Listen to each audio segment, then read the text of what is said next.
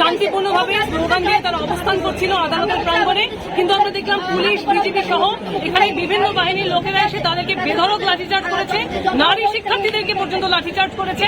এবং এখান থেকে আমরা জানি না যে কত শতাধিক সম্ভবত গ্রেপ্তার করেছে, শতাধিক শিক্ষার্থী আহত হয়েছে।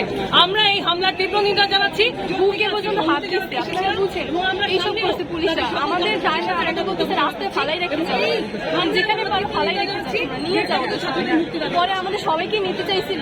17 বছর হয় নাই এখন, ইচ্ছা মতো পায়ে পিড়াইছে, ইচ্ছা মতো গায়ে হাত দিয়েছে, বুকে হাত দেয়, সামনে এসে দিবে, পায়ে পিড়াইছে লাঠি দিয়া। প্রত্যেকটা পুলিশ আপনারা কি করেন? আমাদের ছবি না তুলে তাদের ছবি তুলছেন। যখন মারছে, যখন চুল ধরে যখন গাড়িতে তুলছে তখন দেখছেন? আমার পর্যন্ত গাড়িতে উঠানোর চেষ্টা করছে। গণতন্ত্র নাই, গণতন্ত্র নাই।